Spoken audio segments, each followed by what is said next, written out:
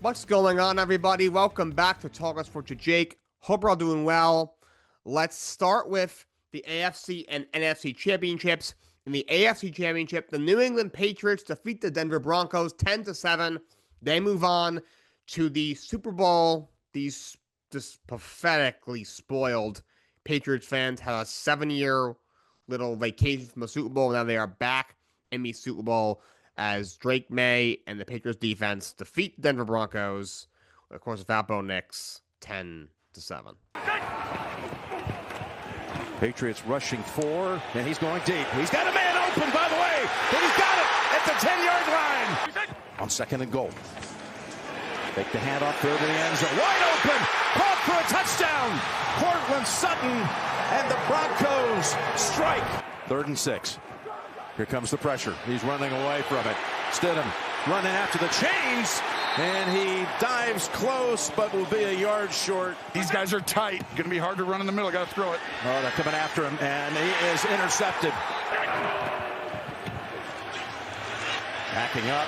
Oh, the ball comes out. Is that a fumble? Is that a live ball? It's picked up by the Patriots, and that is a touchdown for Ponder if they call it a fumble. Because if it goes backwards, after that is discussion going to on be the a field, touchdown. it was a backward pass by the quarterback, picked up by New England. It'll be first down for the Patriots at the spot of recovery.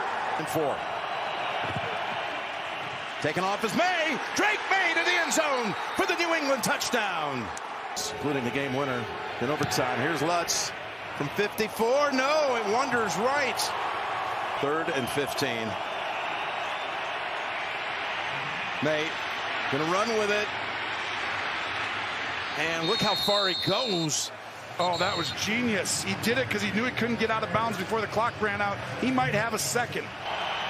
Close out the half with the monster kick. And that does not have a chance. Minutes. 23 yards. Borregales, the kick is good.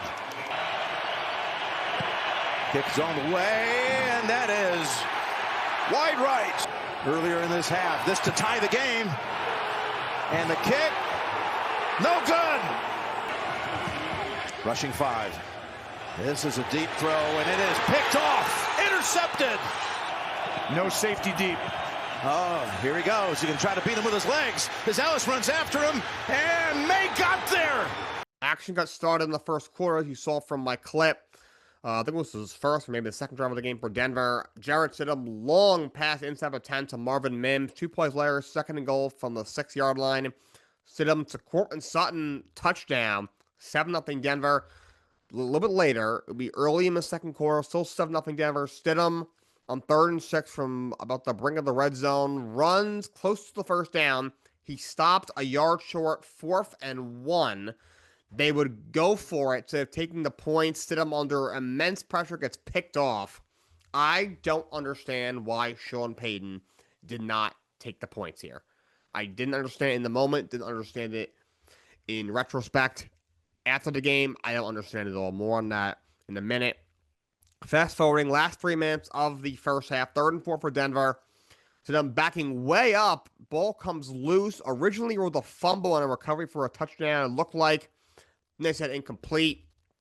After looking at it again, they said that's a backwards pass, so it is a fumble. Because they blew the whistle, New England recovers the ball right there, just inside the 10-yard line. It's a first down for the Patriots. 2 plays there, 2nd and 4 to 6. Drake May, quarterback draw. He's in untouched, pretty much. Touchdown, tied game, 2:10 to go.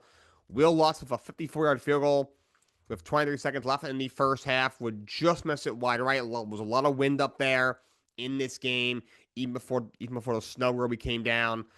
And then last play of the first half, or second play, Drake May scrambling on 3rd and 15. Nice play to slide down, knowing he won't get out of bounds. Vrabel right there for the timeout with 1 second left. Sets up Andres Borregales for a 63-yard field goal, but there's too much wind up there for a field goal that long. Does not make it. Tie game going into the half. Borregales would make a shorter field goal from, I think it was 32 yards away. About 5 minutes to go, third quarter. Very late in the third quarter, 15 seconds left. As you can see, snow is coming down. It's basically a blizzard at this point. 4th and 7. Patriots try another field goal. This was about 46 yards. Borgalvis misses it. He pushes it. So still 10-7 Patriots. Will Lutz would try a 46-yarder with 4:46 to go in the game. Deep in the blizzard now. It would be tipped at the line by the Patriots and ends up missing short and right. So still 10-7 New England. Later, 2:16 to go. 2nd and 9, Stidham with the last chance for Denver pretty much. Over his back foot, picked off by Christian Gonzalez. Kind of a duck there by Stidham. Not a very good decision. I get it. 2 minutes to go, down by a field goal in the playoffs. You're trying to win the game, but one of the 5 best corners in football. This has locks on Marvin Mims. Why are you just chucking a duck up there? Very, very poor decision. Next drive, just under 2 minutes ago. Drake May scrambling, 3rd and 6. Gutsy call, but he gets the first down to ice it with just under 2 minutes to go in the game. Patriots win 10-7. They advance to the Super Bowl. Got to talk about Sean Payton. Why would you not take the points? It's a very cold game. I know it wasn't the blizzard at that point, but still, at this point, think the game temperature at kickoff was 27 degrees. You're at home. Your backup quarterback. Bo Nix Alves didn't play in this game. He broke his ankle in the divisional round game against Buffalo. Your backup quarterback is starting. Your defense, one of the best in football. They were bowling out, especially at this point in the game. They bowled out all game. Pitched a nearly perfect game in this one. And you have a field goal. Will Lutz, one of the more reliable kickers in the league.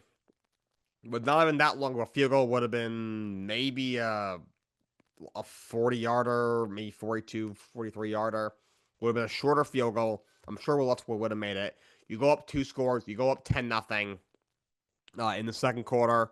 Go up 2 scores. You're in complete control, and you go for it. Like, why would you do that? I get it if maybe you had Bo Nix and you had a guy, who's a little bit more clutch on 3rd down, who's played a little more football recently, a guy who's a little bit more mobile. Stidham is mobile. I think Bo's a little bit more of a better athlete than Stidham is.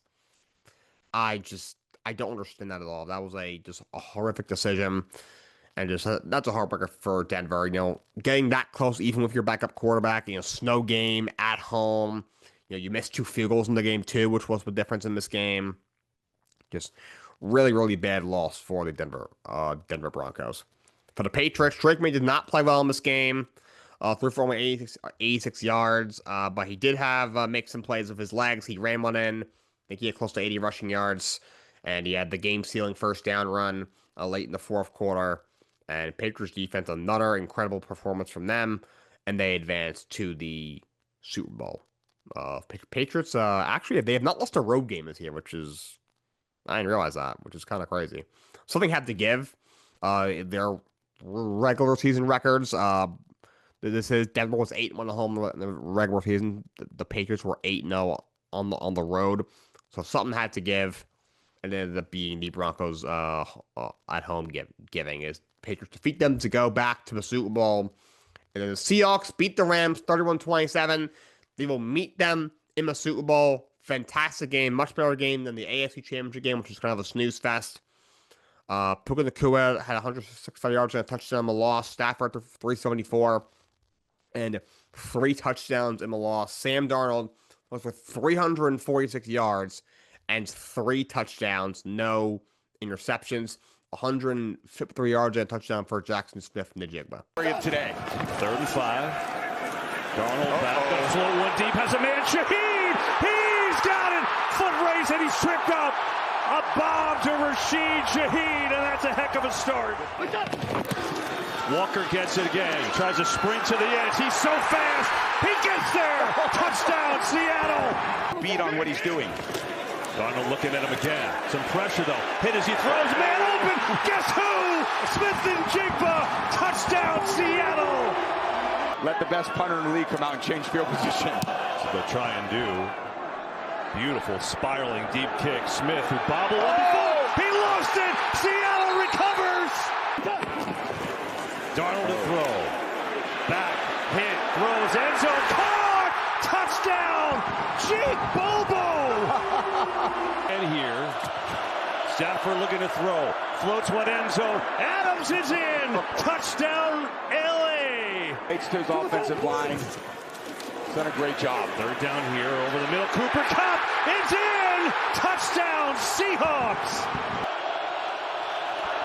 Pressure. Stafford steps away, throws, and it is nearly intercepted by, well, that was close. Reek Woolen had his hands on it. It's incomplete. It's 4th and long. The play was over. Unsportsmanlike conduct. Taunting. Seattle, number 27. Now we'll see if they can make him pay. Stafford, low enough, going deep. Nakua is open. He has got it. Touchdown. 4th down. Stafford looking, throwing. It is incomplete. Seattle takes over. The action in this one got started early in the first quarter, just like the AFC Championship game. Sam with absolute beautiful ball to Rashid Shaheed, who's been a huge pickup at the trade line for the Seattle Seahawks. Great speed threat. Has already spread open the offense for Seattle down the stretch. Puts them into the red zone, and that would set up 3rd and goal from the 2. Kenneth Walker bounces it outside. He dives into the end zone for a touchdown. 7-0 Seattle. Very late in the first half. It's now 13-10 Ram, but Sam off his back foot to a wide open JSN for a touchdown. 20 seconds left in the half. 17-13 Seattle would lead at the half. Fast forwarding. 3rd quarter early on. 4th and long. Seahawks punt the ball away. Xavier Smith falls down and muffs it. A brutal mistake by Xavier Smith. Seahawks recover already in the red zone.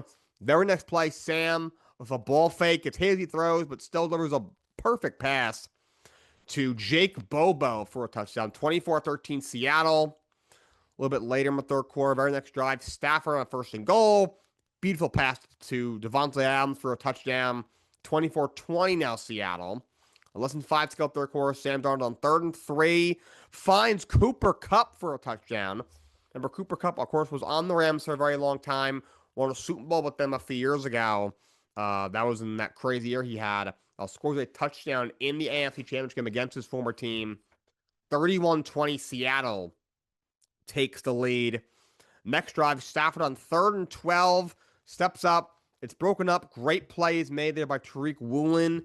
But then after the play, he does some jawing with the Rams sideline, which would get him penalized on sportsmanlike conduct, 15-yard penalty, automatic first down, a brutal penalty there for Tariq Woolen. And the very next play, Stafford, play action. There was a dime over the head of Woolen to Puka Nakua, a rough sequence there for Tariq Woolen. 31-27 Seattle. But less than 5 to go, 4th quarter, 4th and 4 from the 6-yard line. Stafford, all David throw, but incomplete. Great defense there by Devon Witherspoon. Seattle would win 31-27, and they head to the Super Bowl for the first time since 2014, when they did not hand the ball to Marshawn Lynch. Of course, that was against the New England Patriots. Seattle last won their only Super Bowl in their franchise's history in 2013 over the Denver Broncos. Of course, 2014, they got back to the game, and we all know what happened in the end of that game. So Seahawks Patriots, Super Bowl 60 is set 2 weeks from this past Sunday. We have 12 days until that game. I'm not going to do my actual pick till much closer to the game, so that'll probably at least a week away. Talk more about the game as the game gets a little bit closer. But Seahawks and Rams in a rematch of the 2014 Super Bowl. I believe that was Super Bowl 49.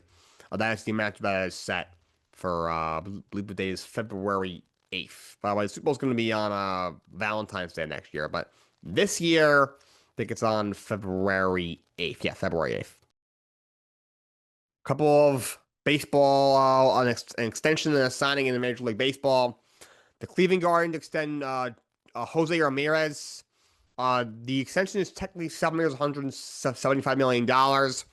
It's an extra 4 years, I think $106 million tacked on. He already had a few years left on his current deal. Cleveland locks him down to ensure he finishes his career in Cleveland.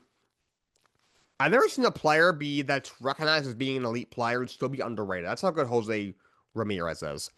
Jose Ramirez, his 162-game average through 13 seasons in the league is 279 batting average, 29 home runs, 96 RBIs, 353 on base, 504 slugging, 857 OPS. And he's a good defender at third. The guy is just incredible. Going to be 33 next year. I'm just going to go year by year. Every season, this is every full season for him. I'm not going to include 2020, though. He did light it up in 2020, but, obviously it's a 6-game season. Doesn't mean a whole lot. His breakout year was in 2017. He hit 318, 29 home runs, 83 RBIs, 374 on base, 583 slug, 957 OPS. In 2018, hit 270, 39 homers, 105 RBIs, 387 on base, 552 slug, 939 OPS. In 2019, actually a slight down for him. He was hurt briefly, hit 255, 23 homers, 83 RBIs, 327 on base, which is obviously a big dip, 479 slug, 806 OPS. In 2021, he hit 266, 36 home runs, 103 RBIs, 355 on base, 538 slug, 893 OPS. In 2022, he hit 280 with 29 home runs, 126 RBIs. That's a career high in RBIs for him. 355 on base, 514 slugging, 869 OPS. Led the league of 44 doubles. Also led the league in doubles in 2017 with 56. In 2023, he hit 282, 24 home runs, 80 RBIs, 356 on base, 475 slugging, 831 OPS. 2 years ago in 24, he hit 279, 39 home runs, tied a career high, 118 RBIs, second most in his career. 335 on base, 537 slugging, 872 OPS, and last year hit 283, 30 homers, 85 RBI, 360 on base, so a big jump there. 503 slug, 8663 OPS. He's made the All-Star team 7 times in his career. He's won a Silver Slugger 3, 4, 5, 6 times. He has been an MVP finalist 4 times. He's plus one more top 5 MVP finish. Was the runner-up to the award in the pandemic year. The guy is just absolutely incredible. And kudos to him for choosing to finish his career with the Cleveland Guardians. But it was an actual free agent signing. The San Francisco Giants signed outfielder Harrison Bader, 2 years, $21 million. It's a very good signing for them. Bader is a solid veteran to have. Going to be 32 next year. Had a very good year last year between Minnesota and Philadelphia. Hit 277, which is a career high. Hit, let's get his numbers. 17 homers, 54 RBIs. So definitely the best year at the plate for him. Was absolute a beast with the Phillies down the stretch and 50 games down the stretch. Hit 305 with 5 homers, 16 RBIs, a 360 on base, 824 OPS in 177 at bats. A very good center fielder. Won a Gold Glove back in 2021 with Seattle. Has always been a plus glove in center field, and he heads to San Francisco on a 2-year deal. Also, the Mets signed Craig Kimbrell to a minor league deal. Kimbrell's ancient. He hasn't been good in a few years. I'm not even sure if he'll make the opening day roster, but he's also maybe the best closer of his generation. Might as well bring him in to see what he can offer in a minor league deal. A lot of NFL coaching rumors and hires and firings happen. I'm going to go through all of them right now. If you guys, the first one, we had a head coach hiring. Well, we had 2. I'll get to the second one in a minute. The Pittsburgh Steelers hire Mike McCarthy as their next head coach. This is an embarrassingly brutal hire for the Pittsburgh Steelers. What was the reason you moved on from Mike Tomlin after 19 seasons? He was a good coach, was there a long time. We all know 500 or better, 19 years in a row. But no playoff success whatsoever. He did not win a playoff game in his last 9 years there. He got absolutely blown out in like his last 6 or 7 playoff appearances. It was time. And you brought in a guy who, outside of the 2010 Super Bowl with prime Aaron Rodgers, not the Aaron Rodgers that you might re-sign, who will be 42 years old next year and can't move anymore. He won Super Bowl with prime Aaron Rodgers, who was in year 6 of his career, 16 years ago. Since then, has had 0 playoff success. He was one of the main reasons why Green Bay continually came up short with prime Aaron Rodgers as their quarterback. He had 0 playoff success with the Dallas Cowboys. He was only fired 2 seasons ago from the Dallas Cowboys. He is 62 years old. He's going to be older than Noel was, Tomlin was, and Bill Cowher was when they left the Pittsburgh Steelers. This just makes no sense. This is a team that needed to have a down year and needed to retool, needed a younger coach, like a Clint Kubiak, like a Chris Shula, even a Nate Shieldhouse, taking a chance on him. And they went with the freaking retread Band-Aid in Mike McCarthy. This makes absolutely zero sense. Why would you try to appease a 42-year-old quarterback? That is one of the stupidest things I have ever heard. It's a terrible hire. I don't understand where Pittsburgh is going. I don't understand why Omar Khan and not Rooney the second or the third, like the second. There's a bunch of those Roonies with the Steelers. Think they're going. Like, this is not a team that just needed a. I mean, yeah, they needed a fresh mind in there, but this is not a team where just, a new set of eyes in the locker room is just going to, flip a switch and, get through a different message. Is going to all of a sudden be able to kind of be revamped and have new energy and have a legit chance to win a playoff game or two next year. Not going to happen. Now with their ancient-ass roster, that's extremely flawed. Just not going to happen. Like, maybe they win 9 games next year. Maybe still have a whole offseason, but they're in cap hell and don't have a very, very high pick. It's either another year of Aaron Rodgers or some,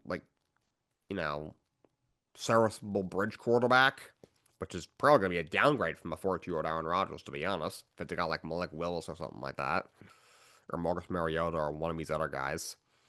So I don't understand what Pittsburgh was thinking with this hire. But Mike McCarthy's next head coach of the Pittsburgh Steelers. The Bills, this came in earlier today. The Bills promote Joe Brady, their offensive coordinator, the last 2.5 seasons, to head coach. I think this is the right move. He's a good coach, very good offensive mind. I think this is the only right thing you could do. Look the other guys they hired. They brought in Phillip Rivers, who at one point almost had a shot at the job. Brought in Anthony Lynn, their old offensive coordinator and running backs coach, who is a terrible head coach with the Chargers. He's currently the running backs coach in Washington, I think, or the running game coordinator over there. They brought him in for an interview. They brought in Daboll, of course, their former offensive coordinator, Fed head coach with the Giants. They brought him in for an interview, and this was the right decision. Absolutely the right move. It's kind of a no-brainer for them. Joe Brady gets the promotion. They're kind of in the situation where, not to compare sports, where the Philadelphia Phillies are in baseball. Like, what else are you going to do? There's plenty of talent on the roster with the Phillies. Bryce Harper is a star, Trey Turner, Alec Boehm, that great lineup, that pitching staff, the rotations, you got Christopher Sanchez, you have Jesus Luzardo. The bullpen actually had some pretty solid pieces finally, and just for whatever reason, they just can't get over the hump. The Bills, you have what's supposed to be a generational quarterback in Josh Allen. You have a good offensive line. You have a pretty good defense, especially against the pass. James Cook is the league's best rusher this year, and for whatever reason, you just cannot get over the hump year in and year out. Like, you haven't won with the coach. He's got to go. It's just like, Philadelphia, Rob Thompson's a good manager. Like, how much better are you going to get in the dugout? Like, what manager was available this offseason they were going to get that was going to be an upgrade over Rob Thompson? Like, for the Bills, like, Sean McDermott, like, he's not the best coach in the world. He has his flaw, but he's a decent coach. And with John Harbaugh and Kevin Stefanski off the board, even in the pretty loaded coaching market, what coach was legitimately better than Sean McDermott? McDermott's been to multiple AFC championship games. Like, who are you going to get that's a legit upgrade? So, you just have to keep trying. You either have to retool the roster, which they really can't do, or you got to make a coaching change. That's what the Bills did. But I think that was the right move to promote Joe Brady. It was probably the only guy that's probably going to take the jobs there. Terry Pegula just lost his mind in that press conference. I don't know what that was. That was terrible. By the way, speaking of Brian Daboll, so he will be the Titans offensive coordinator unless he gets the Raiders head coaching job. But moving on, a bunch of coordinator stuff. Ohio State hires Arthur Smith as their next offensive coordinator. He wasn't very good in the NFL. I said before, he's living off of having prime Derrick Henry as his running back for those 2 years as the OC of Tennessee. He was terrible as a head coach in Atlanta. He was terrible as the offensive coordinator in Pittsburgh. He overthinks everything. He's terrible. I mean, he's going to obviously be playing either competition in college. No shiz with Ohio State, but I don't think he's a very good coach. But he's the new offensive coordinator at Ohio State. It's crazy that their coordinators are Arthur Smith and Matt Patricia. That's kind of wild. What planet are we on with that? The Miami Dolphins promote Bobby Slovic to offensive coordinator. He was the OC in Houston on the first 2 years of CJ Stroud's career. He got let go after last year. Apparently, him and Stroud didn't really see eye to eye. And the Dolphins brought him in as the passing game coordinator. And Jeff Hafley has promoted him, kept him on his staff, and promoted him from his passing game coordinator role last year to offensive coordinator. I think this is a good move. Miami's going to have a new quarterback coming in there, or maybe just Quinn Ewers. I think I like Slovic to work with a young quarterback, or it's Quinn Ewers or somebody else. So I think that's a good decision. I think he deserves another crack at being an offensive coordinator. Remember, after his first year in Houston, he was getting a lot of head coaching interviews. I was actually surprised he didn't take a head coach job. And the offense kind of regressed in year 2 of CJ Stroud and Bobby Slovic calling the plays in Houston, and he gets let go. Latches on to Miami. Now he gets another crack at the offensive coordinator position. The Packers hired Jonathan Gannon as defensive coordinator. I think this is a good hire. He's a good defensive coordinator. Did a good job in Philadelphia. Also didn't work out as a head coach in Arizona, but he's a good defensive coordinator. To Green Bay replaces Jeff Hafley with. The Giants staff under John Harbaugh is starting to take shape. They have hired former Titans defensive coordinator Denard Wilson as their defensive coordinator. He was a defensive backs coach under John Harbaugh for 2 seasons prior to taking the defensive coordinator with Tennessee in 2024. I think it's a decent hire. Harbaugh will probably have a lot of control over the defense anyway. There's a lot of young talent on my defense. Just need somebody to kind of get the best out of them. I think Harbaugh's the guy to do that. Denard Wilson's the Harbaugh guy. He comes in. Todd Monken is supposed to be their offensive coordinator. However, he's still candidate for the Browns head coaching job. Why anybody in the right mind would hire Todd Monken to be their head coach is above my pay grade. But it's also the Cleveland Browns. Their search has been an utter abortion. Grant Udinski just turned down the job. That guy's a 30-year-old offensive coordinator that no one's ever heard of in Jacksonville, and he didn't even want the job. I get Mike McDaniel not wanting. He could be a high-end OC and then be a head coach again next year. Or Chris Shula. He's a high-end defensive coordinator. He could possibly get one of these other jobs. Worst case, he goes back to one of the best teams in the league with the Rams and gets a shot next year. He should have been the coach in Pittsburgh. I don't know why they hired Mike McCarthy over him. But when Grant Udinski's turning down the job, that's when you know something's wrong. But so he'll be on their stuff. He does not get the Cleveland job. And then also Chris Tabor is going to be their special teams coordinator. He's a good special teams coordinator. So Harbaugh starting to fill out his staff. Dallas Cowboys, their offensive coordinator Clinton looks like he'll be staying. Eagles want to interview him for their OC job. Dallas blocked them from doing so. They can do that. You can block somebody from taking a lower role or the same role. For example, Clayton Adams is their offensive coordinator. Philly wants to interview him for the same position, so Dallas can block him if he were to interview for a head coach. So Dallas, they can't do that. So just to clarify anything there. And Dallas, of course, they brought in Christian Parker from the Eagles staff. He was their defensive backs coach last year as their new defensive coordinator. And he has made some changes to the staff. He has fired 3 assistants. Their safeties coach, Andre Curtis, their defensive backs coach, David Overstreet II, and linebackers coach Dave Borgonzi have all been fired. Moving along, the Washington Commanders have found a new defensive coordinator. He is the Viking defensive backs coach Durante Jones. I think this is a really good hire for them. He was a hot DC candidate. He got an interview with the Jets. Dallas also interviewed him to be their defensive coordinator. He lands in Washington, who fired Joe Witt after 2 seasons as their defensive coordinator. Their defense was one of the worst in football last year. Had a lot of injuries, but they make changes, and Dan Quinn brings in Durante Jones to be their new defensive coordinator. The New York Jets were busy. They fired a slew of coaches, but they also fired their offensive coordinator not too long ago. Tanner Engstrand has been let go as the offensive coordinator of the New York Jets. I don't really understand this. Yeah, the offense was utterly pathetic last year. However, they just didn't have a core that can operate end-to-end offense. He was the passing coordinator in Detroit. You saw the success he had with Jared Goff. Yes, a lot of that was on the weapons that Goff had and Ben Johnson and Dan Campbell. But like the offense that he wanted to run, they just didn't have a quarterback that uh, can operate that offense. I heard they're talking to Frank Reich about maybe being their offensive coordinator. Of course, he was an OC in Philadelphia. He was a head coach in Indy and very briefly in Carolina. He was the interim head coach for Stanford last year. I mean, they don't really have a quarterback that can operate his offense either on the roster. They're going to have to add somebody, obviously, but I don't know, what that does. They also fired their quarterbacks coach, Charles London, their pass game coordinator, Scott Turner, their linebackers coach, Aaron Curry, their defensive line coach, Eric Washington, uh, then two defensive assistants, Roosevelt Williams and Alonzo Escalante. Look, none of these units were necessarily good and should have been better considering the personnel, but I mean, as long as Aaron Glynn's a coach, it means absolutely nothing. I mean, no one wants the defensive coordinator job. They flew out Wink Martindale a couple days ago. Still no word if he's going to if he's going to take the job. They filed for offensive coordinator a month after the season ended. I don't understand what's going on with the Jets, as I normally don't. As for a bunch of other interviews, the Browns interviewed Anthony Lynn for their head coach. They are so desperate. This is what happens when you make the candidates like write essays and take personality tests. Like your team already sucks. You play in Cleveland, Ohio.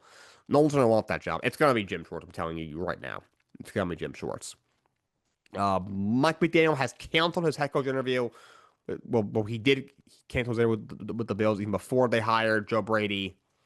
I think he's still a candidate. Maybe one of these three spots left, but it looks like he'll be the offensive coordinator for the Los Angeles Chargers officially. The others in the Cardinals finalists are Raheem Morris. Why, I have no clue. He's an awful head coach. He was awful in San Fran years ago. He was terrible in Atlanta the last 2 years. I'll take him as a defensive coordinator. He did a good job with the Rams in that role, but now as a head coach. Mike LaFleur, the Rams offensive coordinator, and Anthony Campanelli, the Jaguars defensive coordinator. I'm kind of surprised Campanelli didn't get more buzz. He did a really good job with the Jacksonville defense. Probably isn't ready to be a head coach yet, but after only doing it for a year. But like I thought he would get a couple more interviews. LaFleur, I mean, he wasn't great with the Jets. He also had Zach Wilson as his quarterback. He's done a decent job with the Rams. That being said, he's got Sean McVay standing next to him. A lot of good personnel pieces with the Rams. But that's not a very attractive job, so I don't really think they're going to end up with a good head coach. The Atlanta Falcons interviewed Joe Douglas for GM, former Jets GM, like a second crack guy with Atlanta. Kind of surprised they hadn't found that GM at this point. As if for the coaching stuff, but only there was an extension in the NFL. Chargers extend Tier Tart, defensive tackle, 3 years, $37 million with $20 million guaranteed. Very good idea, or not idea at this point. Very good decision by the Chargers. He's a good player. 32 tackles last year, 4 pass defenses, a fumble recovery, and a forced fumble. Was one of the best run defenders in the league. They keep a key pieces of their 5th-ranked defense last year. And there was one move in hockey. Don't cover a lot of hockey on the show, but Carson Suchy, the Rangers defenseman, has been traded to the Islanders. I'm surprised they've got a third-round pick, but that guy sucks. He's 31 years old. And then this starts another rebuild for the New York Rangers. Let's talk some wrestling. Saturday night's main event was this past Saturday. Overall, was actually a massive success. A lot of these have been very bad since they brought him back. This is probably their best one yet.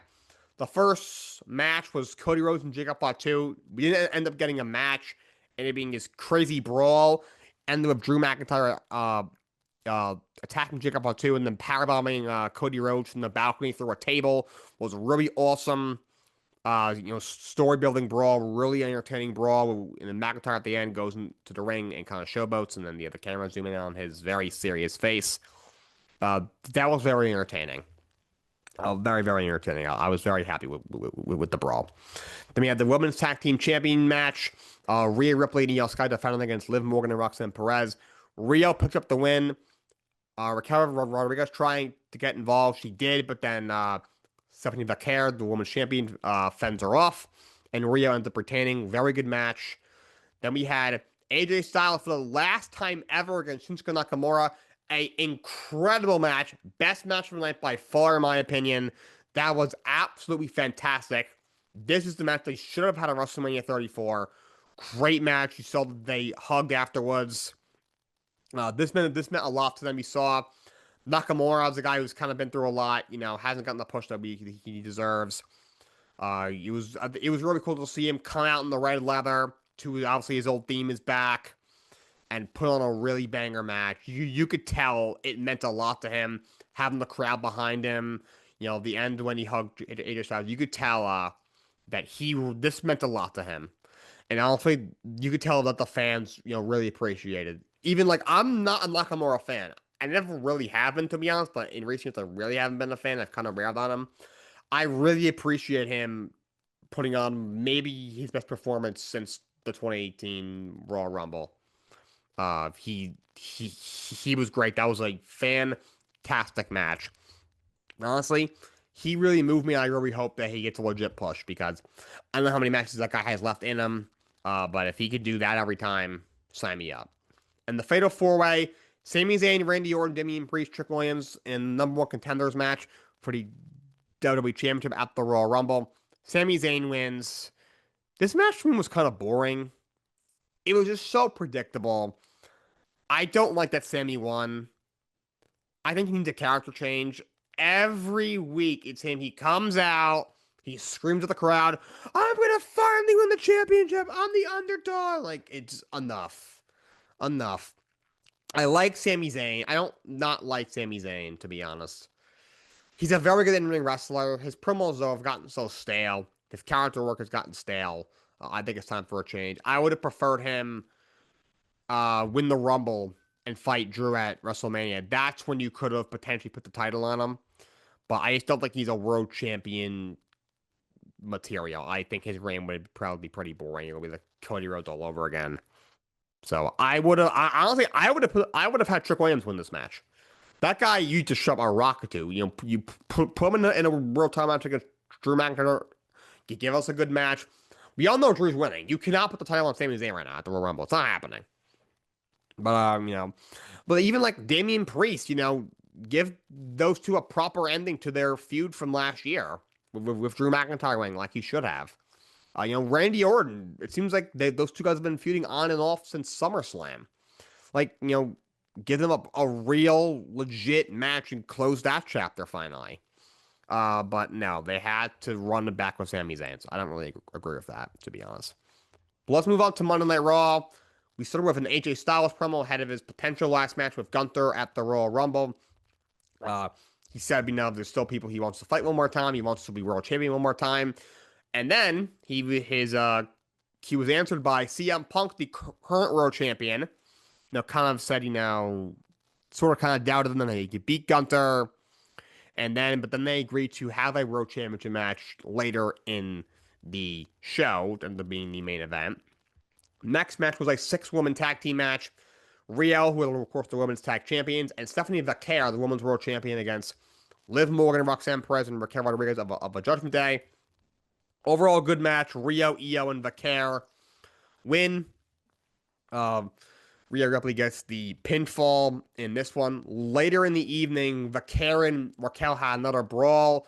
Vaquer went to Nick Aldis and says, I want her for the title. So the next Raw, so the Raw after the Royal Rumble, it will be Vaquer against Raquel Rodriguez for the World Championship. I like Raquel, but please don't put the World title on her. I don't want that. Let Liv Morgan, whoever, win the Rumble and fight Vaquer at WrestleMania. I know Vaquer's had for a little while. She won it at WrestlePalooza, but come on, don't do that. Then we had the Visions promo, which led to a match between Austin Theory and Rey Mysterio. What are we doing with the Vision? Genuinely, I like what's happening with Adam Pearce, where he reinstated Braun. He kind of dissed Heyman's handshake, and he put them all in the Royal Rumble. Well, this is so stupid. Braun Breaker, I love Braun Breaker, but I don't know why they didn't pull the trigger putting the World Title on him a couple of years ago, thanks to CM Hogan. Bronson Reed. Bronson Reed at Clash in Paris, or whatever event it was that he beat Roman Reigns, or Crown Jewel, whatever it was. He beat Roman Reigns. I don't even like Roman. I'm not a fan. I'm tired of his BS. But when you beat a guy like that, that should lead to some big things. And he's a complete background character now. How does that happen? Like, I'm not saying Bronson Reed is going to be, a 6-time world champion, but he's a good wrestler. His character work is very good. He's got good mic skills. He's a talented performer. Why is he a background character? Like Austin Theory, I mean, I like Austin Theory, but they've just completely butchered his return so far between not revealing who the masked man was at Survivor Series like they should have, dragging it out for a couple of weeks, putting him right into the division. That god awful first promo we had, just they did nothing of him. And Logan Paul, just the guy. I mean, he's basically a background character, which is what he should be. He's not good, but just like, why is he even in division? Look, division wasn't great with Seth Rollins and the Rollins. At least with Seth Rollins, there was some sort of clear direction. Yeah, it wasn't booked properly, and him and Heyman just don't really jive well. But at least there was a decent direction. At least Braun Breaker was truly being elevated as a potential next face of the company. At least Bronson Reed looked like this absolute monster. He had 2 matches with Roman Reigns. At least there was something. I will say, I'm not sure if you've noticed this. I noticed this. This could just be a coincidence, but we'll see in the next coming weeks. Last week on Raw, the week before this, Paul Heyman was seen on the phone with somebody at ringside. During that segment, when Logan Paul was like, "Oh, we're all gonna be in the Rumble. We should all make sure to eliminate everybody and have Braun Breaker win." Paul Heyman in the back, at one point he was on the phone, like trying to you can tell he's like trying to listen into Logan Paul and talk on the phone. He quietly put his phone down. There's something brewing. I thought this whole time that Rollins probably sent Austin Theory. That's what they're gonna end up doing. Something I've noticed, but just keep your eyes peeled for whatever that can be. By the way, the match of Theory and Mysterio was just, who cares? Who cares? Apparently Ray got hurt. It's a shame. Part of me feels like it's a kayfabe injury, so they can get Finn Balor into the Royal Rumble. Of course, he went to Pierce to tell him he's in the Rumble, and Pierce said the Rumble's fall. And then Liv Morgan pressed him again, and Finn told him, let me figure this out. Then we had Natalya with a vignette saying, how disappointed she was in Maxine Dupree.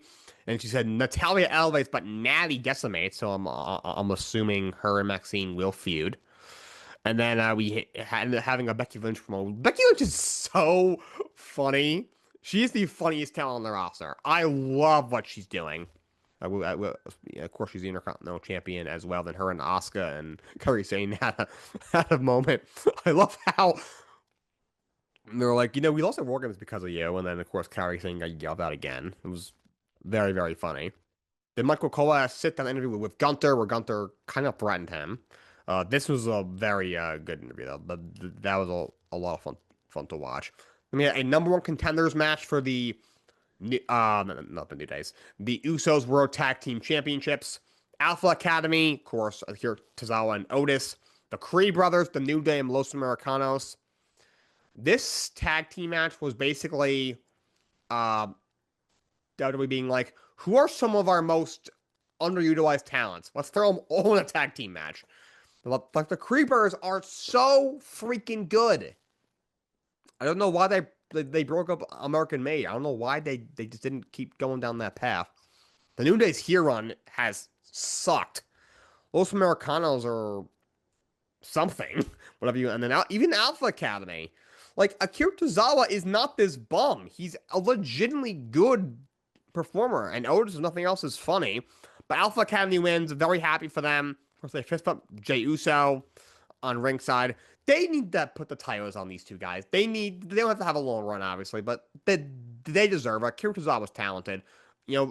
Otis has done everything they've asked of him. Put the titles on him and do something else of Jey outside of having him come out with his tag title, say yeet 19 times and then yeet out of the crowd. There's enough of this complete and other bull crap. In the main event, a world title match between CM Punk and AJ Styles. Overall, very good match. Of course, Finn Balor interrupts. He attacks CM Punk and AJ Styles as his, inner battle continues. That's all I got for you guys today. Until next time, so long, and have a great day.